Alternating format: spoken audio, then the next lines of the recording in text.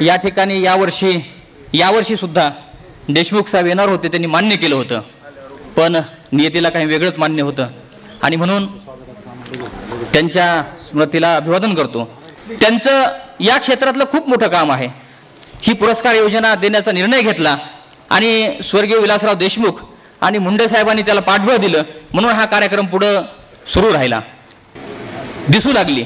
आणि म्हणून या ठिकाणी मी एवढंच सांगेल की बीड जिल्हा पत्रकार संघ चांगल्या कामामध्ये राजकीय नेत्यांबरोबर आहे, समाजाबरोबर आहे आणि म्हणून शेवटी कुणीतरी चांगल्या कामाला पाठबळ दिलं तरच चांगलं काम पुढे जाऊ शकतं, ही भूमिका आम्ही घेतलेली आहे. आणि म्हणून या कार्यक्रमाला फारसं प्रास्ताविक न लांबवता सहकार्यामुळं हा कार्यक्रम होतो आहे आणि सर्व या ठिकाणी उपस्थित राहिले. आपणही आमच्या विनंतीला मान देऊन या ठिकाणी उपस्थित राहिलात त्याबद्दल मी सर्वांचे मनपूर्वक आभार व्यक्त करतो आणि या ठिकाणी थांबतो. जय हिंद.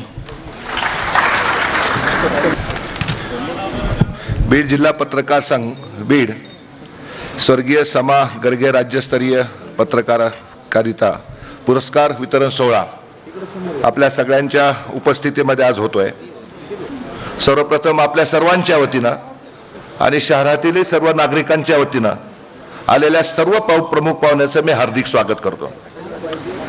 सलग 6 वर्षापासून आपण हा पुरस्कार वेगवेगळ्या क्षेत्रातील पत्रकारितेसाठी ज्यांनी वाहून घेतलं अशांना हा पुरस्कार आपण वितरित करतो.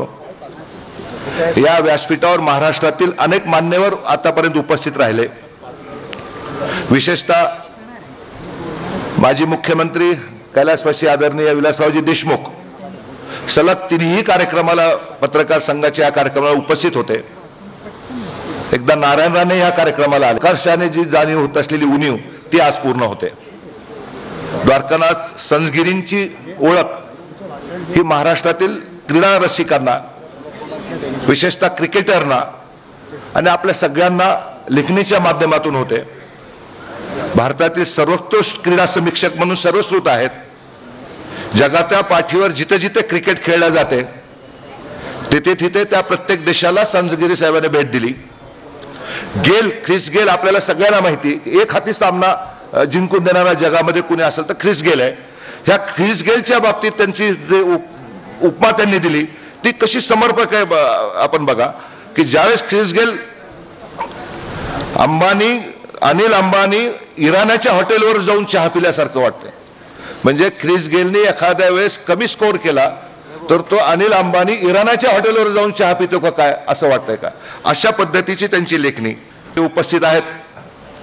सगळ्यांना आपल्याला बोलायचं आहे, सगळ्यांना उत्सुकताही वेगवेगळ्याची. जवाहरलाल नेहरूंचं जॅकेट त्यावेळेस नेहरूंनी जॅकेट फेमस केलं. डॉक्टर बाबासाहेब आंबेडकरांना भारतरत्नांना ज्यावेळेस बघायचो आपण त्यांच्या अंगी कोट असायचा. राजीव गांधींच्या शालला पुनर्जीवित केलं. भुजबळ साहेबांनी आता स्कार्फ पुनर्जीवित केलं आणि त्या स्कार्फचं हे योग्य व्यासपीठ आहे असं मला वाटतं. पुन्हा एकदा आपल्या सगळ्यांचं मी स्वागत करतो. या ठिकाणी पत्रकार संघाच्या वतीनं सतत 6व्या वर्षी हा पुरस्कार या ठिकाणी देण्यात येतोय. एक आगळीवेगळी परंपरा बीड जिल्ह्याच्या पत्रकारांनी या ठिकाणी सुरू केलेली आहे आणि या जिल्ह्याचेच भूमिपुत्र असणारे स्वर्गीय समा गर्गे यांच्या नावाने राज्यस्तरीय पुरस्कार आणि त्या माध्यमातून एक चांगला कार्यक्रम दरवर्षी या ठिकाणी पत्रकार संघाच्या वतीनं घेण्यात येतोय. हे खऱ्या अर्थानं बीड जिल्ह्याची एक वेगळी परंपरा आहे. तसं वसंतरावने सांगितलं की हे अराजकीय व्यासपीठ आहे.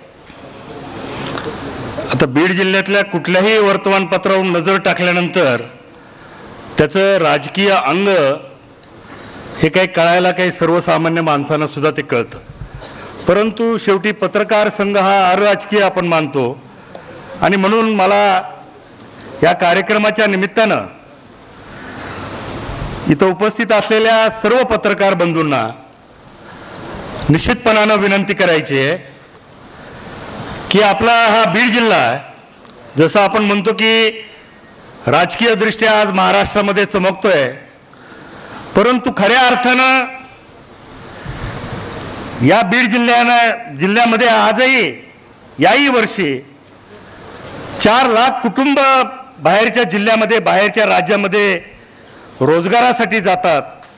ही खऱ्या अर्थानं बीड जिल्ह्याचं काही भूषण नाही, तर बीड जिल्ह्याची एक सामाजिक आणि आर्थिक स्थिती सांगणारं हा एक दर्शक आहे असं मी मानतो.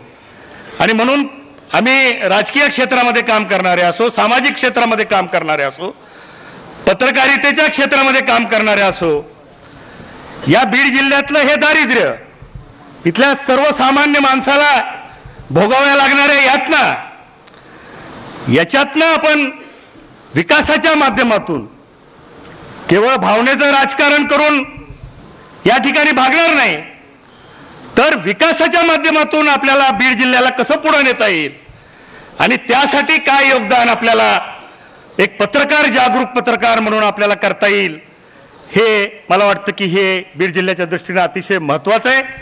आपला अधिक वेळ न घेता, कारण भुजबळ साहेबांना सुद्धा कार्यक्रमाला जायची घाई आहे आणि त्यांचे विचार आपल्याला ऐकायचे आहेत, मी आपला अधिक वेळ घेणार नाही.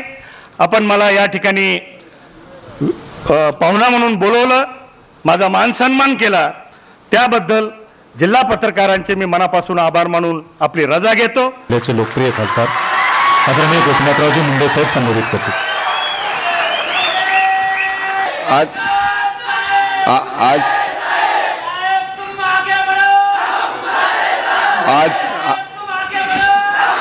आधी बोलू द्या. आजचे प्रमुख पाहुणे आपल्या राज्याचे सार्वजनिक बांधकाम मंत्री नामदार श्री छगन भुजबळजी, ज्यांना आज पुरस्काराचा मान मिळाला आहे, ते सुप्रसिद्ध खेळाचं निरीक्षण करणारे ज्येष्ठ पत्रकार द्वारकानाथ संजगिरी, आपल्या जिल्ह्याचे पालकमंत्री नामदार जयदत्तजी क्षीरसागर, आपल्या राज्याचे आणि परभणीचे पालकमंत्री प्रकाशदादा सोळंके, मंचावर उपस्थित सर्व मान्यवर, पत्रकार संघाचे सर्व अधिकारी पदाधिकारी आणि माझ्या बीड जिल्ह्यातील बंधू आणि भगिनींनो, भुजबळ साहेब, मी तुमचं या प्रसंगी आमच्या जिल्ह्यात आलात त्याच्याबद्दल मनापासून स्वागत करतो.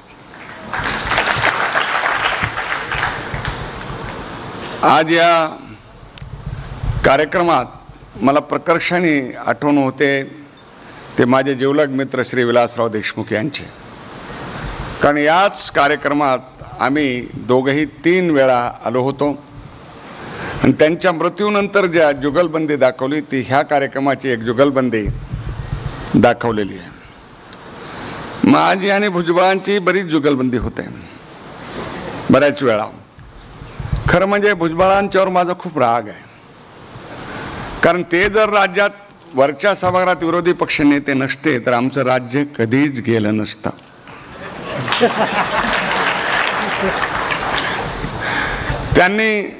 त्यांची माझी जुगलबंदी व्हायची, कारण जोशी सरवरच्या सभागृहात येतच नव्हते. तेव्हा मी आणि भुजबळ यांची बरीच जुगलबंदी झालेली आहे. परंतु त्यांचा मी एका गोष्टीबद्दल फार ऋणी आहे, कारण त्यांनी पक्ष बदल केल्यामुळेच मला विरोधी पक्ष नेतेपद मिळालं, हे मी कधीच विसरू शकत केलं तर मला काहीही मिळू शकतं.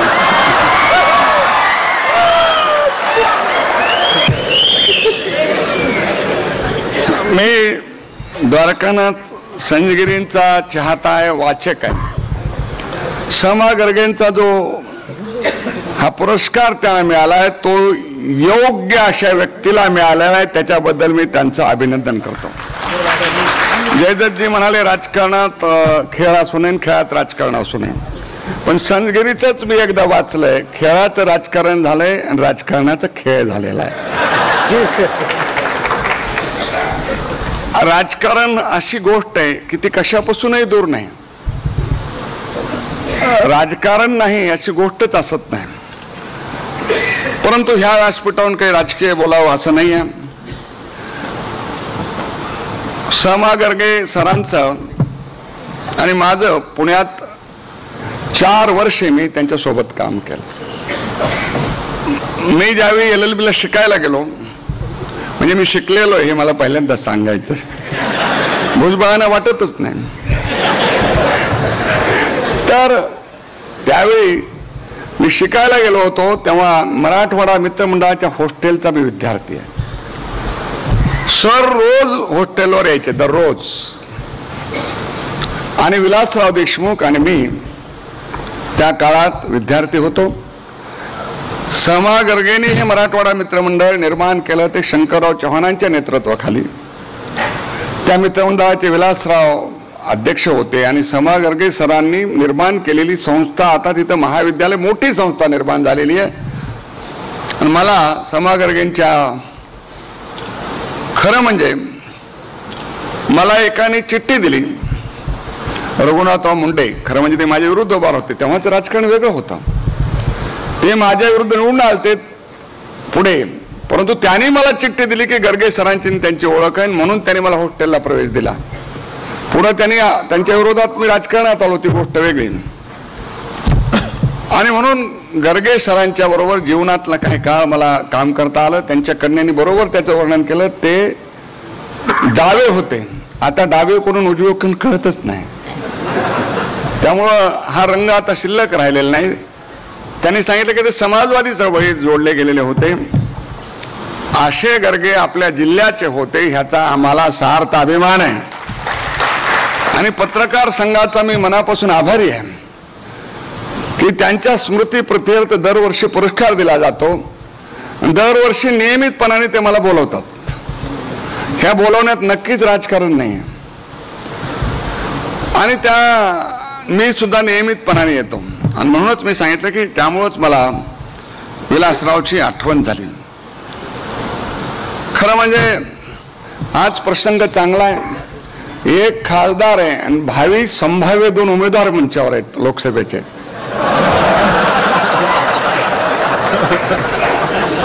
मला आठवतं जवाहरलाल नेहरूंनी एक कामराज योजना आणली होती भुजबळ साहेब, म्हणजे जे मंत्री नको त्यांना दूर करण्याची.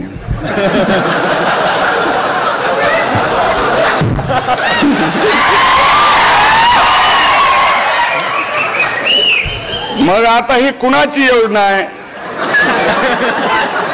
ते मला समजलं नाही. ती म्हणजे कामराज योजना आहे. तसं तुमच्याकडे कामराजाची भूमिका कोण करतंय मला माहित आहे, पण ह्या व्यासपीठावर मी त्याचं नाव सांगणार नाही.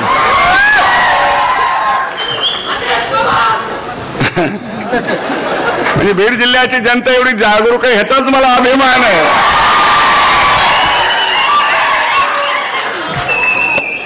परंतु मी सांगू इच्छितो की आपल्याला यावर्षी मोठं संकट आहे दुष्काळाचं. आपण सगळ्या ही नैसर्गिक आपत्ती, मी सरकारवर त्याची टीका करणार नाही, नैसर्गिक आपत्ती, ह्या नैसर्गिक आपत्तीचा आपल्याला मुकाबला करायला पाहिजे. आणि सगळ्यात मोठी नैसर्गिक आपत्ती आपल्या जिल्ह्यावर आहे. आज एक आकडेवारी प्रसिद्ध झालेली की मराठवाड्यात 528 टँकर आहेत. ह्या 528 टँकरमध्ये या जिल्ह्यात 200च्या आसपास टँकर आहेत. त्यामुळे दुष्काळाची भयानकता खूप मोठी आहे. आणि एवढ्या प्रयत्नाने करून सुद्धा लोकांना कामासाठी स्थलांतर करावं लागतंय. मला वाटतं की भुजबळ साहेब पाणी पेटेल. भूकबळी झाले, शेतकरी कर्जापोटी आत्महत्या करतात, पण या वर्षी पाण्यामुळे लोकांचा प्राण जाण्याची वेळ आल्याशिवाय राहणार नाही अशी परिस्थिती आहे. तुमच्याबद्दल आतापर्यंत मला जयदत्तजींनी खुलासा करेपर्यंत माझी अशी समजूत होती तुम्हीच पाणी सोडत नाही.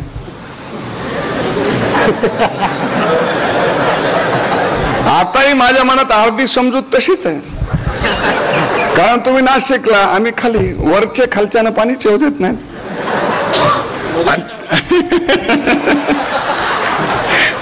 त्यामुळं गोदावरीवर जेवढा तुमचा हक्क आहे तेवढाच आमचा आहे, हे जरा मान्य केलं पाहिजे.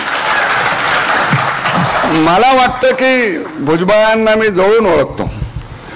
ते मराठवाड्याला पाणी अडवतील असं मला स्वतःही वाटत नाही, पण वर्तमानपत्र लिहितात ते मी वाचतो. त्यामुळे वर्तमानपत्रातल्या बातम्या सगळ्याच खऱ्या असतात असं नाही. आजकाल टेबल न्यूज आहे, टेबल न्यूज. ते तुम्हाला माहित नसणार संजयगिरी, आता स्टेबल न्यूज तुम्ही ऍक्च्युअल न्यूज देता. पण तुमचं बरं आहे, क्रिकेट राजकारणाचं सारखं आहे.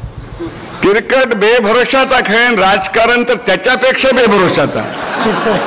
कधी कुणाचा त्रिफळा उडेल, कधी कुणाची विकेट जाईल याचा काहीही नियम नाही.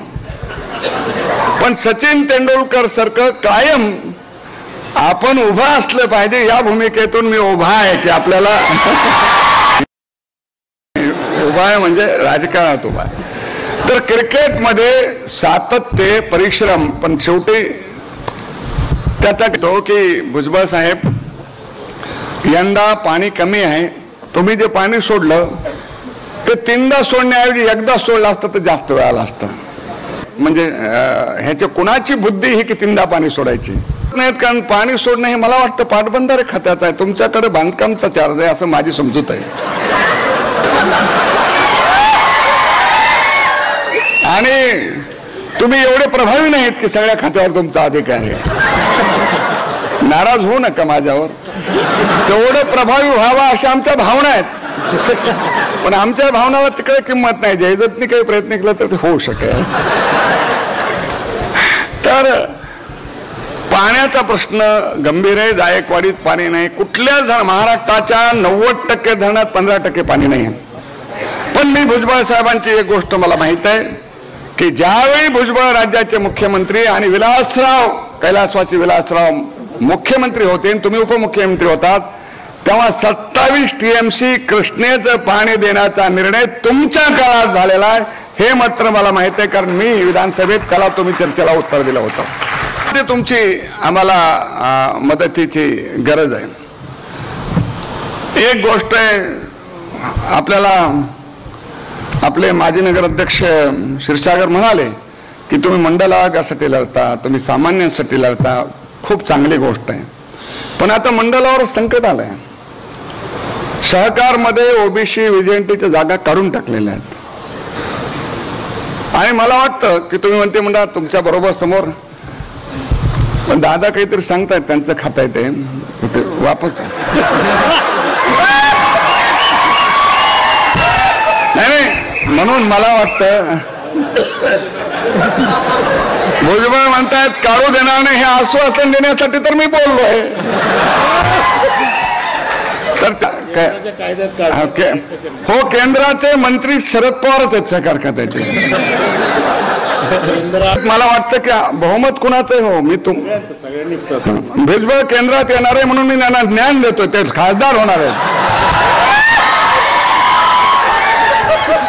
मला वाटतं जयदत्त पेक्षा तुमचा केंद्राचा अभ्यास आहे, तुम्हालाच लोकसभेचं तिकीट द्यायला पाहिजे.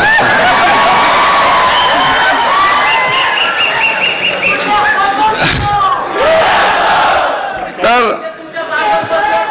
म्हणून मी एक मिनिट, भुजबळ एक समर्थ नेते आहेत आणि माझ्या प्रश्नाचं ते उत्तर देतील ह्याची मला पूर्ण विश्वास आहे. दिस इज ए डेमोक्रेटिक डिबेट.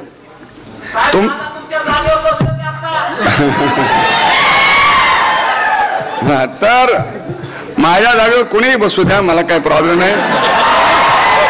माझ्या जागेवर कोणी बसलं तर मी दुसऱ्या जागेवर जाईल, त्याचं काही प्रॉब्लेम नाही. बरं, जाऊ द्या, कुणाला तिकीट द्यावं वगैरे हा काय माझा मुद्दा नाही, हा काय माझा मुद्दा नाही. तुम्ही त्यामुळं त्याच्याबद्दल चर्चा करू नका. मी बोलत होतो की कृष्णा खोऱ्याचं पाणी 27 TMC देण्याच्या संबंधीचा निर्णय भुजबळांच्या काळात झालेला आहे.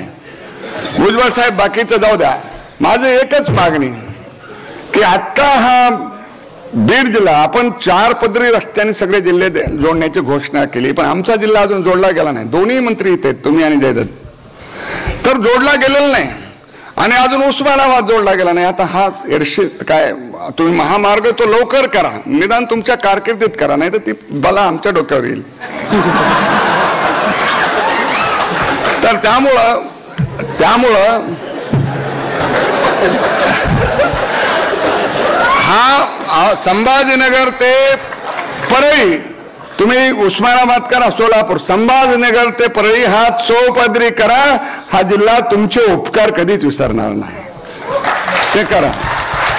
आणि बदामराव तर अशा प्लेसला बसलेत की कोणीकडून त्यांचा फायदाच होतो.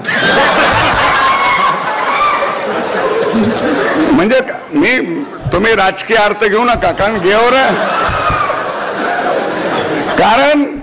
गेवरा येऊन जावंच लागतं. मग ते सोलापूरकडे न्या, परळीकडे न्या, गेवराई आहेत त्याच्यात. त्यामुळे Badamrao you are on safe. तुम्ही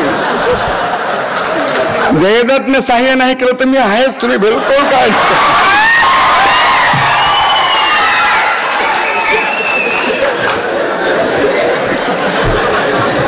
राजकारण, पत्रकारिता, आपल्या बीड जिल्ह्याचे पत्रकार हे फार हुशार आहेत, चांगले आहेत. त्यांनी आता जे सगळे पुरस्कार दिलेत ते सगळे पुरस्कार भारत कुमार राऊत, त्याच्यानंतर गेल्या वर्षी तर अशा माणसाला पुरस्कार दिला की ते डिबेट फार मोठं झालं माझं आणि त्यांचं, आपले आयबीन लोकमतचे वाघाईजी. पण ते तर स्पष्ट वक्ते. पण एकच गोष्ट आहे मी सांगू इच्छितो भुजबळ साहेब, पत्रकारावर हल्ले होत आहेत. तुम्हाला त्याची कल्पना आहे. तुम्हाला तर हल्ल्यामुळेच राजीनामा द्यावा लागला. हे तर खोटं बोलत नाही ना मी. आता रोज हल्ले होते तर कोणीच राजीनामा देत नाही. हे काय भुजबळ, एका हल्ल्यामुळे तुमचं पद गेलं, त्याचं मला वाईट वाटतं म्हणून बोलतोय. माझं प्रेम आहे म्हणून बोलतोय, तुम्ही रागात घेऊ नका. तर तुमचं पद गेलं, परंतु आमच्या इथं हा संजय काय मालाने ह्याच्यावर हल्ला झाला, तो वाचला. तर त्या संबंधी त्याला मदत दिलीच आता पंकजा पालवेंनी. पण तिथं पंकजा पालवेंनी स्थगन प्रस्ताव मांडला होता. त्याला मुख्यमंत्र्यांनी उत्तर दिलंय की या राज्यातल्या पत्रकारांचा संरक्षणाचा संबंधीचा आणि काही घटना घडल्या तर त्याच्यावर कारवाई करणारा कायदा आणू, ते आणा, तो आणा. कारण पत्रकारावर खूप हमले होत आहेत. आणि पुढं तर मी सांगितलं की पत्रकार काही जबाबदारी लिहितात असं मी म्हणत नाही, परंतु पत्रकारांनी सुद्धा मी सांगितलं की वास्तव्याचं भान ठेवलं पाहिजे. येलो जर्नलिझम असता कामा नये, टेबल बातम्या करता कामा नये. आणि खरं जयदत्तजी म्हणाले त्यांच्यासाठी आम्हालाच कळतं की आमचं काय चाललंय ते पेपरचं वाचून. ही कधी कधी म्हणजे त्यांना काय म्हणायचं समजलं ते सगळ्यांना. तर ही जी परिस्थिती ना ती मला वाटतं की बीड जिल्ह्याच्या पत्रकारांनी सुद्धा या संबंधी थोडं काळजी घ्यावी. ह्याच्यापेक्षा जास्त पत्रकाराच्या विरुद्ध बोलता येत नाही ना, ते आपल्या विरुद्ध लिहितात. म्हणून मी कुणाबद्दलच जपून बोलत नाही, पण पत्रकाराबद्दल जपून बोलतो, कारण त्यांच्या नादाला लागण्यात काहीही अर्थ नाही आहे. म्हणून मी त्या संबंधी भूमिका घेत नाही. आणि आज तर बीड जिल्हा पत्रकार संघाचा पुरस्कार वितरण सोहळा, मी भुजबळ साहेबांना आपला रस्ता चौपदरी घ्यावा आणि समा गरजेच्या स्मारकाला पैसे द्या. मी खरं सांगतो भुजबळ साहेब, तुम्ही मला बोलावलं होतं कार्यक्रमाला येवल्याला. मी येवल्याचा जो विकास झाला असा कुठल्याही एका मतदारसंघाचा विकास झालेला बघितला नाही. कारण त्यांचं तहसील म्हणून मला कळलं नाही विधानसभा का तहसील आहे. इतकं सुंदर तहसील त्यांनी बांधलंय. येवला आपल्यापेक्षा दुष्काळी, म्हणजे लोकांना कधी कधी वाटतं तुमच्याकडे पाणी, पण येवला हा तालुका 95 तालुके जसे दुष्काळी, बीड जिल्ह्यापेक्षा दुष्काळी. जावे त्याच्या वंशाच्या वाकडे. दुष्काळाचं दुःख भुजबळांना कळू शकतं, कारण ते दुष्काळी तालुक्यातूनच निवडून आलेले आहेत आणि त्यामुळे त्यांना त्याचं दुःख माहीत आहे. पण त्यांनी तिथं एक तलाव निर्माण केलाय, एक तलाव, आणि मी ते त्यांनी मला दाखवला. म्हणजे येवला गावाचं सगळं रूपच बदलून गेलंय.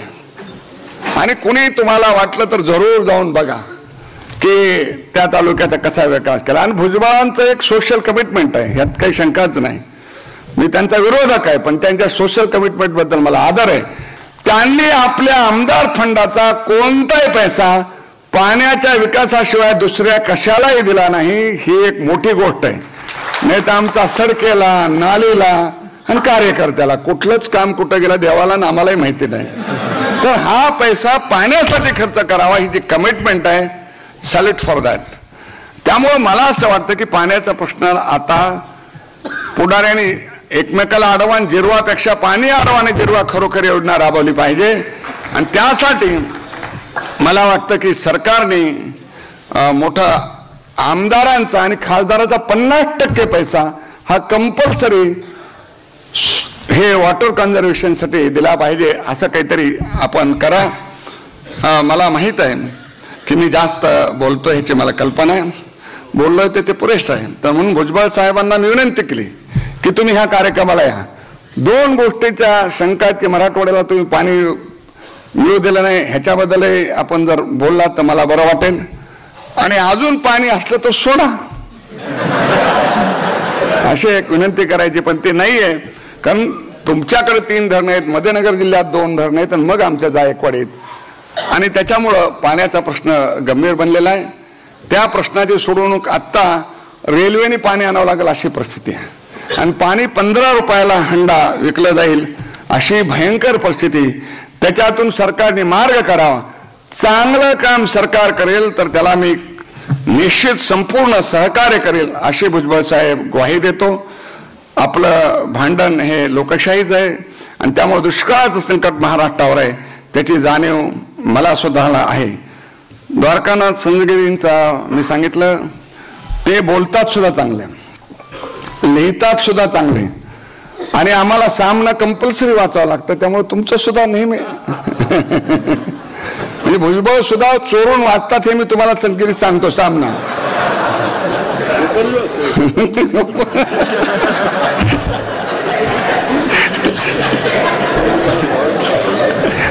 त्यामुळं मी सांगू इच्छितो भुजबळ साहेब, मी तुमचा मनापासून आभारी आहे की मी सांगितलं की राजकीय विरोधक असू शकतो, पण माझ्या फोनवर तुम्ही पत्रकारांना कार्यक्रम दिलात त्याबद्दल मी तुमचा आभारी. असंच प्रेम ठेवा अशी अपेक्षा व्यक्त करतो. आणि पुन्हा एकदा द्वारकानाथ संजगिरीचं मनापासून अभिनंदन करतो. टाळ्या वाजवून त्यांचं सगळे अभिनंदन करा. त्याच्या निमित्त हा कार्यक्रम होतोय. एक लेख आज लोकमत मध्ये आलाय, तो अवश्य वाचा. ज्यावेळी दुष्काळाचं संकट आलं तर जिजाऊ महासाहेबांनी खजान्यातलं सोनं विकून लोकांना मदत करायला सांगितली. आपल्या खजान्यात काय माहित नाही, पण सगळा खजाना खाली करा. जिजाऊ महासाहेबांनी जसं वागल्या तसं सरकारने वागावं अशी अपेक्षा व्यक्त करतो. माझं बोलणं संपवतो. जय हिंद, जय महाराष्ट्र. या कार्यक्रमाचे मुख्य अतिथी महाराष्ट्र राज्याचे बांधकाम मंत्री माननीय आमदार छगनरावजी भुजबळ साहेब या कार्यक्रमात संबोधित करतील.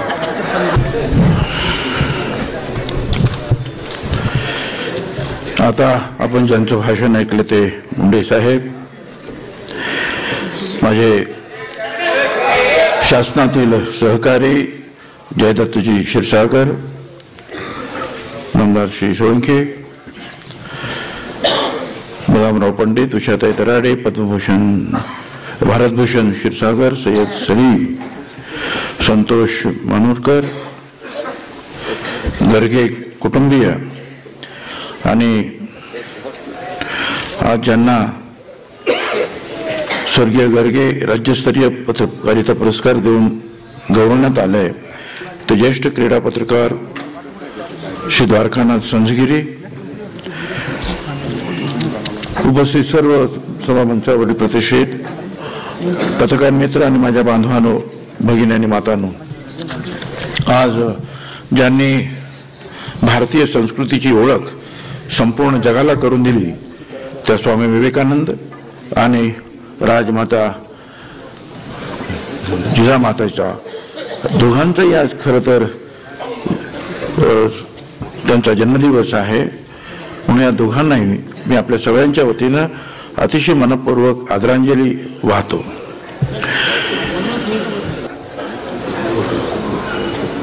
आताच मुंडे साहेबांनी सांगितलं त्यांचं राज्य होतं, ते राज्य ज्यांच्यामुळे आलं ते बाळासाहेब ठाकरे, ते सुद्धा एक मोठे पत्रकार होते.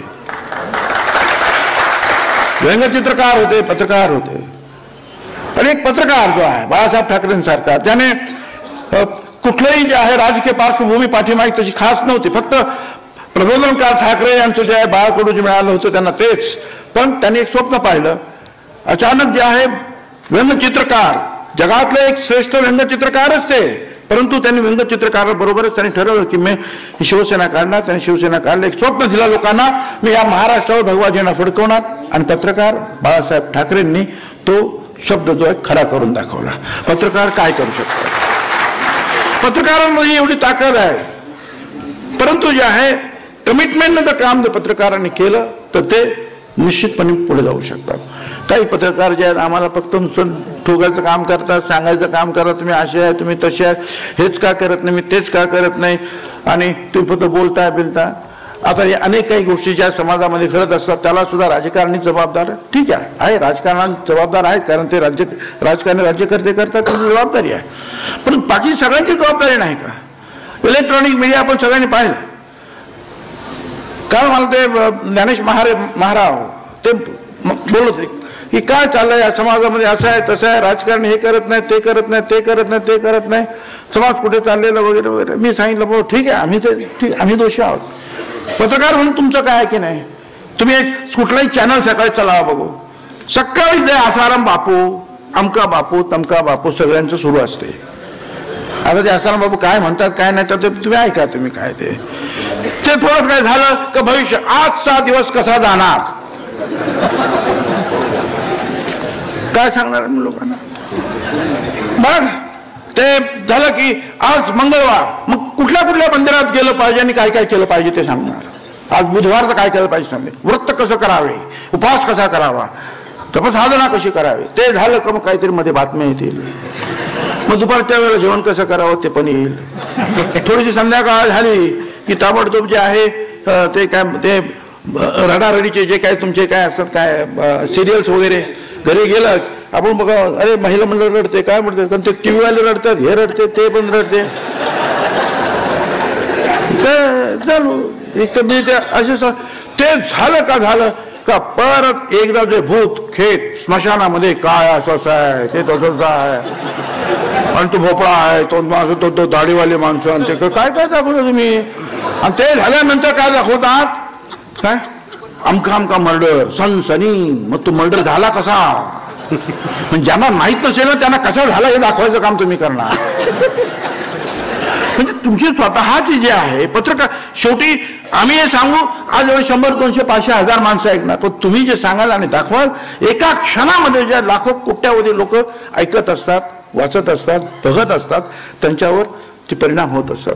म्हणून आपली सुद्धा काही जबाबदारी आहे की नाही, पण नाही त्यांना सुद्धा त्यांचा TRP आहे, लोक जे पाहतात ते लोकांना दाखवायला पाहिजे. फुले शाहू आंबेडकरांचे विचार जर तुम्ही लोकांना सारखे जर टीव्हीवर दाखवायला तर टीव्हीची जे TRPच कमी करतील. हेच पाहिजे लोकांना, तर काय करणार त्यांची. पण तरी सुद्धा कमिटमेंटने जर तुम्ही जर काम केलं तुम्ही आणि आम्ही, तर समाज सुधारणा घडू शकते.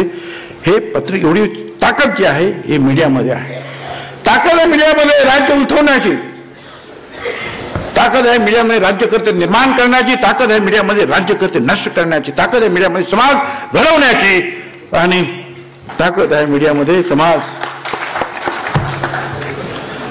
कुठल्या मार्गाने आपण जायचं हे ठरवायला पाहिजे. द्वारकानाथ जे संतगिरी जे आहेत यांनी एक वेगळा क्रिकेट आज सगळ्या भारतामध्ये क्रिकेट प्रत्येकाला, मी आजचं सांगितलं सचिन तेंडुलकरला तुम्ही आणा, सगळ्यांचे जे आहेत बारीक सारीक गोष्टींचा जो आहे खजाना जो आहे हा संतगिरी साहेबांकडे आहे.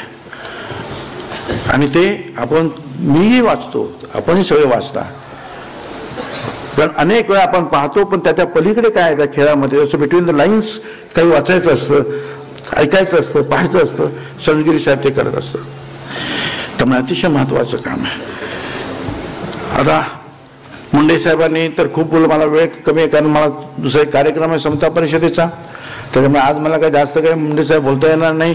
तुम्ही खूप चांगलं बोललेला आहात. मला तर अगोदर वाटलं की माझा सत्कार आहे की काय, मधून मधून तुम्ही पत्रकारिता बोलत होता कधी कधी मधून मधून, आठवण आली का मग तुम्ही संस्कृतीचं नाव घेत होता, आठवण आली का पत्रकारितेचं नाव घेत होता, बाकी मग आपलं भुजबळ चाललं होतं तुमचं असं. तुम्ही मित्र आहात आमचे, प्रेम आहेत आमच्यावर त्यांचं, त्याच्यामुळे ते सगळं बोलतात. पण त्यांनी जे सांगितलं ते खरं आहे. हे तुमचे 2 मंत्री आहेत इकडे आता बसलेले, यांना विचारा मंत्रिमंडळामध्ये पहिल्या दिवसापासून काही जरी झालं तरी मराठवाड्याला प्यायला पाणी दिलंच पाहिजे हे बोलणारं छगन भुजबळ पाहिजे. पाणी सोडा ते एक साथ सोडा, हप्त्याला सोडू नका, ते पाणी सगळं जिरून जाईल हे सुद्धा बोललो की यांना विचारून घ्या. आणि एवढंच नाही, नाशिकला जेव्हा पाणी सोडत ते एक लक्षात घ्या, 7% पाऊस नाशिक एकूणच पाऊस पडला नाशिकमध्ये 70%, त्या 70% मधला 7% पाऊस ज्या इगतपुरी भागात पडला ते सगळं पाणी जे आहे दाराणेच्या माध्यमातून जे आहे हे नगरमार्गे पुढे जायकवाडीला येत असतं. आणि ते सगळंच्या सगळं पाणी जे आहे कुणीही अडवलेलं नाही. राहिलं नाशिकला गंगापूर धरण किंवा छोट्या ते प्यायचं पाणी त्यातही देता येत असेल तर मी सांगितलं माझं काही म्हणणार नाही, पण तुमच्याच सगळ्या इंजिनियर्सने यांना विचारा, सांगितलं की ते अजिबात कुठेही जरा सुद्धा पुढे जाऊ शकणार नाही, ते पाणी फुकट जाईल आणि इथे प्यायच्या पाण्याचं जे आहे नाशिक शहराला अडचण निर्माण होईल. म्हणून मला सांगायचं की जर कुणी असा चुकीचा प्रचार केला असेल की आमचा विरोध होता, आमचा विरोध अजिबात नव्हता, किंवा पाणी दिलं पाहिजे हे सांगणार आहे. पण आहे आता काही लोक असे छापतात की भुजबळांचा विरोध भुजबळांनी केला, तर कोणीतरी एकाने छापला का दुसरा छापतो. तर भुजबळ दिल्लीला जाणार, एकाने सांगितलं का दुसरं छापतो, तिसरा छापतो, तिसरं. आणि मग कोण दिल्लीला जाणार, कोणी तिकीट दिलं, काय झालं, काय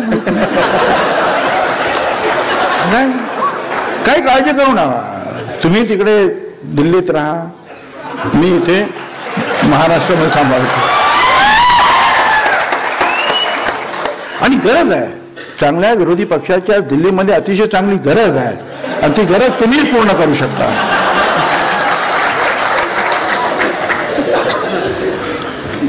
इथे सुद्धा बऱ्यापैकी काम करतात तुमचे सगळे सवंगडी जे आहेत, BJP आहे, शिवसेना जे आहेत, बरं चांगलं काम करतात. आणि असंच काम त्यांनी आणखीन पुढे चालू ठेवा अशा माझ्या शुभेच्छा आहे मनापूर्वक. ते काम करायला पाहिजे, कोणीतरी काम करायला पाहिजे, पण ते चांगले काम करू दे त्यांना. बाकी तुम्ही काय सांगितलं आम्हाला हे काम करा ते काम करा, आम्ही आहोत ना काम करायला. तुमच्या डोक्यावर आम्ही अजिबात त्रास देणार नाही तुम्हाला. तुम्हाला त्रास द्यायचा असं थोडं, मग मी तर मग मैत्री कसली आपली. आमचं काम आम्ही तुमच्या डोक्यावर द्यायचं म्हणजे बरोबर नाही. तुम्ही सांगितलं आम्ही काम करू, तुम्ही काही काळजी करू नका, तुम्ही सांगत राहा पुढे सुद्धा. काय रस्ते असतील आम्ही करू, काय धरणं बांधायचे आम्ही बांधू, काय आणखीन काय करायचं ते आम्ही करू, काय काळजी नाही. तुम्ही विरोधी पक्षात राहून उत्तम प्रकारे मार्गदर्शन करणं ही अतिशय काळाची गरज आहे.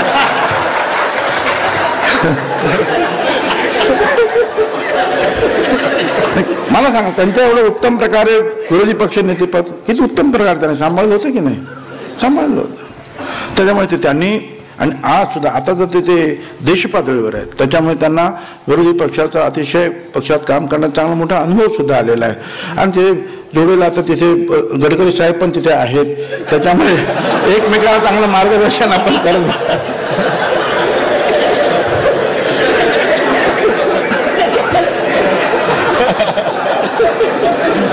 महाराष्ट्रात पाठवलं तरी तुम्ही येऊ नका, कारण दिल्ली ही सारखी ती फार लांब असते, दिल्ली बहुत दूर असते म्हणत असतात. त्या दूर दिल्लीमध्ये तुम्ही बसलेला आहात, अजिबात हटायचं नाही तिथून.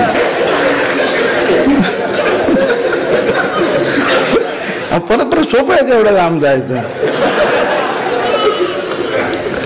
असो, मी मित्र आहेत आमचे, एक आहे सोशल कमिटमेंट जे आहेत ते आमचे आहे. विरोधी आम्ही एकमेकाचे विरोधी आहोत, खरं म्हणजे ते विरोधी पक्षात आहेत, मी विरोधी पक्षात आहे. त्यांनी सांगितलं की बाबा भुजबळ की आहे, एकदा भुजबळने फायदा केला, एकदा भुजबळने नुकसान केलं. एकदा भुजबळ शिवसेनेतून बाहेर पडले तर ताबडतोब हे विरोधी पक्ष नेते झाले. 10-12 दिवस लांबलं, कारण आणखीन 1-2 लोक जे आहे फोडणं गरजेचं होतं. त्यावेळेला यांची संख्या शिवसेनेपेक्षा मोठी होणार होती, त्यामुळे ते आणखीन ते पण मराठवाड्यातले 1-2 जे आहेत ते आमदार आणखीन परत जोडले. मग शिवसेनेची संख्या झाली कमी, मग हे झाले विरोधी पक्ष नेते. आता त्याच्यानंतर मग पुढच्या वेळेला म्हटलं मग हे आले सरकारवर, मग मी विरोधी पक्षात गेलो. मग नियम तर स्वतःने ऐकलं, सांगितलं मग काय झालं ते तुम्हाला सुद्धा सगळी कल्पना आहे. तर हे जे आहे हे चांगली गोष्ट आहे. आणि तुम्ही तिथे विरोधी पक्षात आहात, तुम्ही चांगलं काम करतात तर मी कशाला त्रास देऊ तुम्हाला? तुम्ही तिथे राहा, काही काळजी करू नका. बीडच्या प्रश्नावर सुद्धा जे आहेत तुम्ही जसे आवाज उठवता तसे आमचे आमदार आहेत, आमचे मंत्री हे ते आमचे ते मंत्री ते जयदत्त ते असे भांडत असतात. त्या मंत्रिमंडळात तुम्हाला कल्पना नाही. विचारा ना सोळंकी साहेब त्यांच्या जोडीला आणखीन मग काय विचारता? जेवढं काही शक्य आहे एक तुम्हाला सांगतो की कुठल्याही परिस्थितीमध्ये जे शेतकरी बांधव भगिनी जे आहेत हे दुष्काळामध्ये सापडलेले आहेत, तुम्हाला खरंच सांगतो कुठल्याही परिस्थितीत जे शक्य आहे ते केल्याशिवाय महाराष्ट्र शासन गप्प बसणार नाही. किंबहुना ते करायला आम्ही सगळे जण जे आहेत त्यांना भाग पाडू. कोणीही मध्ये आडवा येत असेल तर त्याला दूर सारून पहिल्यांदा जे आहे अडचणीत आलेला हा शेतकरी, हा बांधव, गरीब मनुष्य आहे तो सांभाळण्याची जिम्मेदारी जी आहे फुले शाहू आंबेडकरांच्या महाराष्ट्रामध्ये या मंत्रिमंडळाने आम्ही घेतलेली आहे. काही करायचं कारण नाही. पत्रकारांच्या बाबतीमध्ये सुद्धा तुम्हाला मारहाण होतात पत्रकारांना वगैरे, खरं आहे ते उद्या ते सुद्धा. आता तुम्ही तर आता अनेक वर्ष शिवसेनेबरोबरच आहात, त्याच्यामुळे पत्रकारांना मारहाण होते वगैरे हा प्रकार काही तुमच्यासाठी काही तसा नवीन नाही.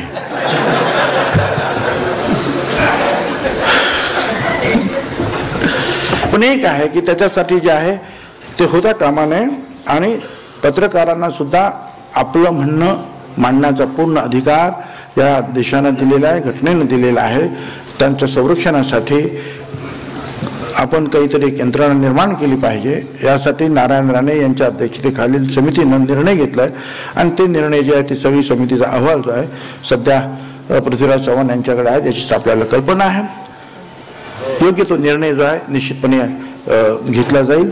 परंतु एकच मी सांगतो, शेवटी पत्रकार असतील किंवा आणखी दुसरे कोणी असतील या सगळ्यांचं संरक्षण जे शासन तर करेल, पण तुम्ही आम्ही जे जनतेतील लोक आहोत त्यांनी सुद्धा ह्या सगळ्यांना सहकार्य केलं पाहिजे, मदत केली पाहिजे. आणि पत्रकार जे सांगतात ते आपल्यातील ज्या चुका असतील त्या चुका दाखवण्याचं काम करत असताना त्यांना कुणीही त्रास देणार नाही अशा प्रकारेच आपली वागणूक असली पाहिजे. आणि पत्रकारांना सुद्धा आपण योग्य तो मान सन्मान दिला पाहिजे.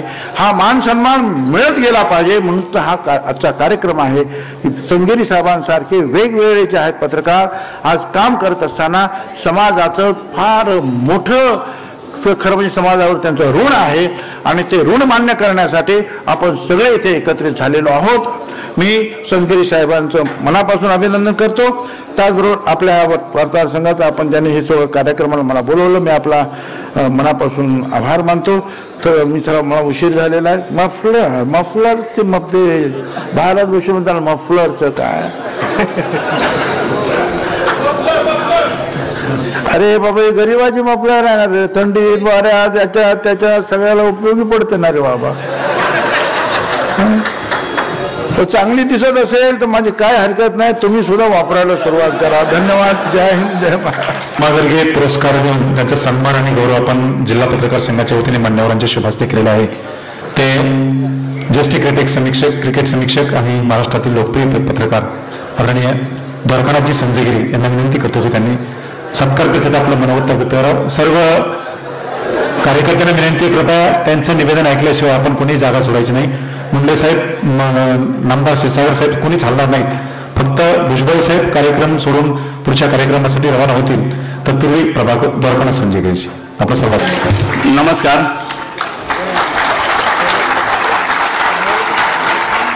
राजकीय स्टेजवरचा मला अनुभव नाहीये त्यामुळे मी धारदार नावं घेऊ शकत नाही. त्यामुळे फक्त मी राजकीय स्टेजवरची राजकीय खरं म्हणायला नको पण पत्रकारांचा स्टेज आहे तिकडची प्रतिष्ठित मंडळी एवढंच मी फक्त म्हणून तुम्हाला मी संबोधित करतो. कारण सगळ्यांची नावं घेणं मला फार कठीण जाईल आणि जे माझे हितचिंतक आहेत ते इथे थांबणारच आहेत अशी मला खात्री आहे. मला माहिती आहे की तुम्ही आत्ता माझं जे बोलणं आहे हे अत्यंत कठीण आहे आणि याची मला कशी जाणीव झाली की सेहवाग आणि सचिन तेंडुलकर नंतर जो बॅटिंगला येतो त्याचे काय हाल होत असतील हे आज मला कळलं. मुंडे साहेबांच्या आणि भुजबळ साहेबांच्या भाषणानंतर येऊन भाषण करायचं हे किती कठीण असते याची जाणीव मला आत्ता झालेली आहे. फक्त तुम्हाला जाण्यापूर्वीच मला एवढंच सांगतो की मगाशी मुंडे साहेब असं म्हणाले की सनग्रीन कुठेतरी लिहिलंय की खेळात राजकारण आलंय आणि राजकारणाचा खेळ झालाय आणि राजकारणामध्ये त्रिफळा पटापट उडू शकतो सांगता येत नाही, पण मला एका गोष्टीची खात्री आहे की मुंडे साहेब आणि भुजबळ साहेब दोघंही अत्यंत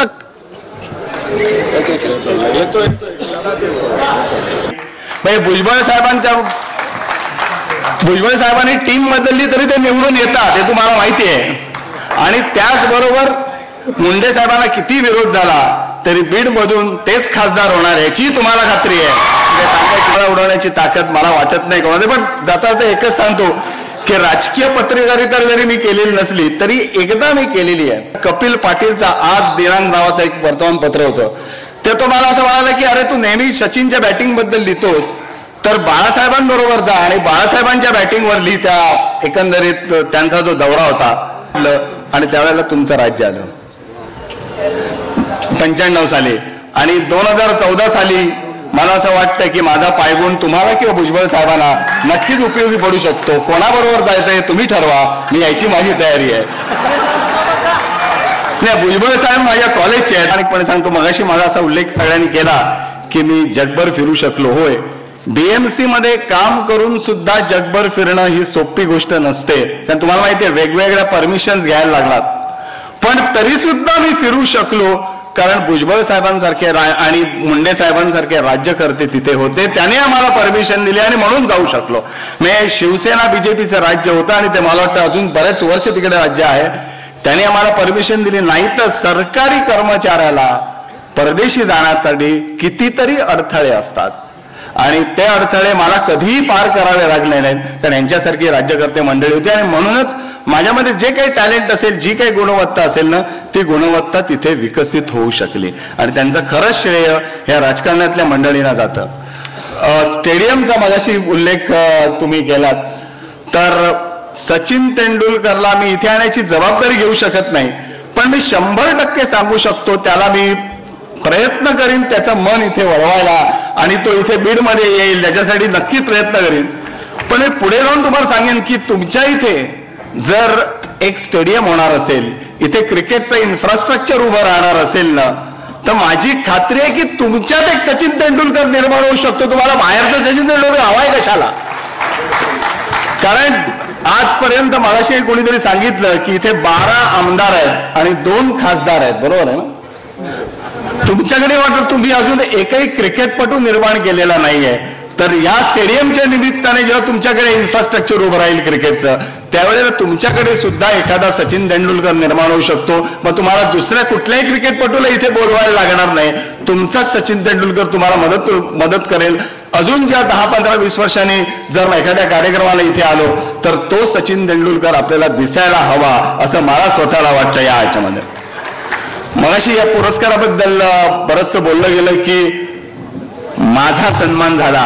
खरं तर मी असं सॉरी की या पुरस्काराचा सन्मान झाला, तसं अजिबात झालेलं नाही आहे. जो सन्मान झालाय ना तो खऱ्या अर्थाने माझा सन्मान झालाय. ह्याचं कारण आहे की समा गर्गे हे जे आहेत ते कितीतरी मोठे आहेत. म्हणजे त्यांच्याबद्दल वाचल्यानंतर मला असं लक्षात आलं की ते इतिहासकार होते, ते कोशकार होते, ते पत्रकार होते आणि त्यांचा सगळ्यात सामाजिक ज्या चळवळी आहेत त्यांच्याशी सुद्धा अत्यंत जवळचा संबंध होता.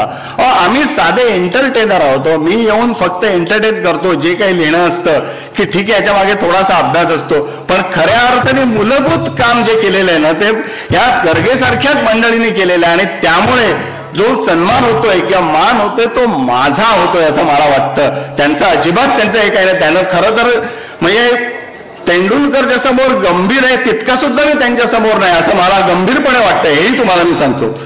आणि सगळ्यात महत्वाची गोष्ट आहे की मराठीमधले जे काही पुरस्कार असतात त्यातले काही बरेच पुरस्कार मला मिळाले आहेत, पण ते मराठी माणसासारखे तसे तुटपुंजे असतात. इतका घसघशीत पुरस्कार मराठीत मी पाहिलेला नाही, मराठी साहित्यात किंवा मराठी पत्रकारांमध्ये पाहिलेला नाही. म्हणजे तो इतका घसघशीत होतो, हार सुद्धा इतका मोठा होता की माझी मान वाकली. आणि ते खरं जे मानचिन्ह जे दिलं ना ते मानचिन्ह सुद्धा इतकं जड होतं की हात घेताना माझे हात थरथरले. आणि चेक तर खिशात ठेवल्यानंतर आत्ताही खिसा खूप भरल्यासारखा वाटायला लागलाय. पण एक गोष्ट सांगतो की तुम्ही जे मला जो मान दिलेला आहे तो मान आणि जो चेक दिलेला आहे त्याचा उपयोग मी जास्तीत जास्त समाजासाठी करेन, माझ्यासाठी करण्यापेक्षा. हे मी तुम्हाला दिलेलं वचन आहे, ह्याचा उपयोग अत्यंत चांगल्या रीतीने करता येईल. या क्षणी मला असं वाटतं की माझे आज वडील हयात असायला पाहिजे होते, कारण वडिलांना हे पाहून खूप आनंद झाला असता. त्याचं कारण असं आहे की माझ्या वडिलांना मी पत्रकार व्हावं, क्रिकेटपटू व्हावं असं अजिबात वाटत नव्हतं. मी माझा जन्म दादरचा आणि शिवाजी पार्क मधला. शिवाजी पार्क मध्ये प्रत्येक मुलगा हा बॅटच्या आधाराने उभा राहतो, म्हणजे इतकं क्रिकेट शिवाजी पार्क आणि दादर मध्ये खेळलं जातं. समजा तुम्ही शिवाजी पार्कला फिरायला निघालेला आहात आणि तुम्हाला 4 माणसांचा धक्का लागला तर त्यातला एक माणूस क्रिकेटपटू आहे असं समजायला हरकत नाही. इतके क्रिकेटपटू या शिवाजी पार्क मध्ये आहेत. म्हणजे मी ज्या गल्लीत राहतो त्या माझ्या मागच्या गल्लीमध्ये संदीप पाटील राहतो, त्याच्या समोरच्या बाजूला सुभाष गुप्ते आणि बाळू गुप्ते हे जुन्या काळातले क्रिकेटपटू राहतात. त्याच्या जवळ अजित आगरकर राहतो, तिथून जर संदीप पाटीलनी थ्रो केला तर तो अजित वाडेकरच्या घरात पोहोचेल, तिथे अजित वाडेकर राहतो. रमाकांत देसाई सुद्धा तिथे राहायचा. सचिन तेंडुलकर थोड्या अंतरावर आपल्या काकांकडे राहायचा. इतकं सगळं क्रिकेटचं वातावरण आमच्याकडे होतं. त्यामुळे शिवाजी पार्क आणि दादर मधल्या प्रत्येक मुलाला असं वाटायचं की आपण क्रिकेटपटू व्हायला पाहिजे, आणि मलाही तसं त्या वयात वाटत होतं. मी एक साधारण 8-10 वर्षाचा होतो त्यावेळेला एक काका आले, आणि आपल्याकडे जे काका मंडळी येतात ना त्या काका मंडळीने एक अशी सवय असते की लहान मुलगा बघितला की त्याला एक असा प्रश्न विचारायचा की बाळ तुला काय व्हावं असं वाटतं रे. हा प्रश्न तुम्हालाही अनेकांनी विचारला असेल. तर त्या एका काकाने मला असा प्रश्न विचारला की बाळ तुला काय व्हावं असं वाटतं. प्रामाणिकपणे सांगतो त्यावेळेला मला 2 गोष्टी आवडायच्या. एक म्हणजे क्रिकेटपटू होणं आणि दुसरं म्हणजे देवानंद होणं. देवानंद का तर मधुबाला मला आवडायची आणि असं वाटायचं की मधुबालापर्यंत पोचायचं असेल तर देवानंद होणं आवश्यक आहे. आणि जेव्हा हा काकाने मला प्रश्न विचारला तेव्हा मला देवानंद व्हायचंय असं सांगण्याची माझी हिंमत झाली नाही.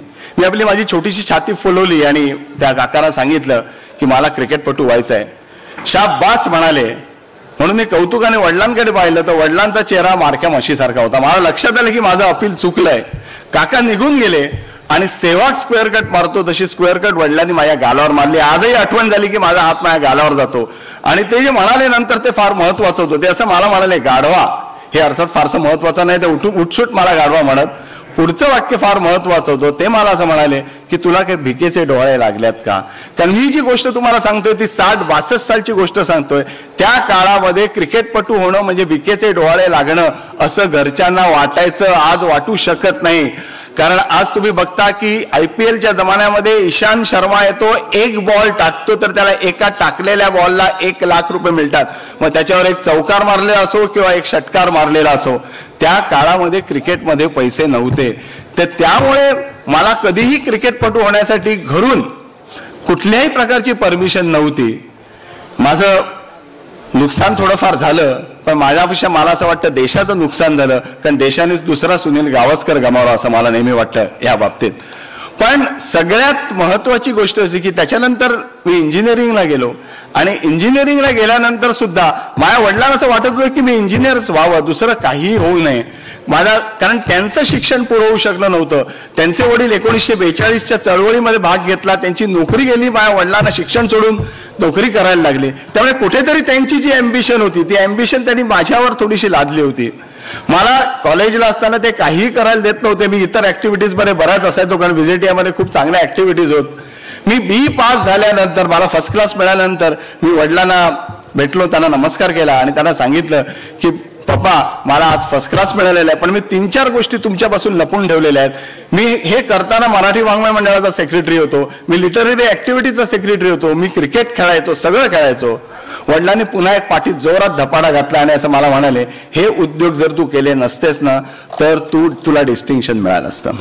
म्हणजे त्यांचं शेवटपर्यंत समाधान होत नव्हतं, पण आज कदाचित अशा प्रकारचं पारितोषिक मिळाल्यानंतर त्यांना खूप समाधान मिळालं असतं असं मला वाटतं. त्यामुळे मला ह्या क्षणी माझ्या वडिलांची अतिशय खूप मोठी आठवण येते. दुसरी आणखीन थोडंसं पत्रकारितेबद्दल एक 5 मिनिटात सांगतो. मला कल्पना आहे की मगापासून 3 तास हा कार्यक्रम चाललेला आहे, कारण हा पत्रकारांनी इथे आयोजित केलेला आहे. की 1-2 गोष्टी मला फक्त इथल्या पत्रकारांना सांगायचं, एक ज्येष्ठत्वाचा आव आणून सांगायचे की कुठल्याही पत्रकाराने त्याचं फील्ड कुठलंही असो, पॉलिटिकल असो, सामाजिक असो खेळाचं असो, त्यांनी त्याचं वाचन जे आहे ना ते वाचन थोडंफार चौफेर केलं पाहिजे. जेव्हा तुमचं वाचन चौफेर होतं ना त्यावेळेला आपोआप त्याचा परिणाम तुमच्या लेखनात होतो. मगाशी ज्या शैलीतनी मला वाक्य काही लोकांनी माझी वाक्य वाचून दाखवली, ह्याचं कारण असं होतं की मी जे वाचतो, मी राजकारण वाचतो, मी समाजकारण वाचतो, मी अनेक लेखक वाचलेले आहेत आणि ज्यांनी माझ्यावर खूप मोठा ज्याच्या अर्थ प्रभाव टाकला ते लेखक ह्याच मराठवाड्यातले होते, नरहर कुरुंदकर. त्यांची पुस्तकं वाचून खऱ्या अर्थाने मी मोठा झालो आणि माझी जी एक लिखाणाची शैली तर डेव्हलप झाली, पण राजकीय विचारशक्ती सुद्धा त्यातूनच नरहर कुरुंदकरांच्याच लेखनातून खऱ्या अर्थाने डेव्हलप झाली. तर एक पत्रकार म्हणून जर तुम्हाला विकास करायचा असेल तर तुम्हाला वाचन, तुमची शैली ही अत्यंत महत्वाची आहे.